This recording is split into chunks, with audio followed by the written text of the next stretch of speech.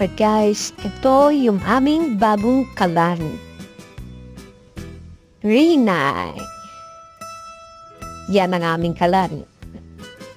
Meron siyang light blue flame sa mahinang temperature. Mabilis siya makapagkulog ng tubig.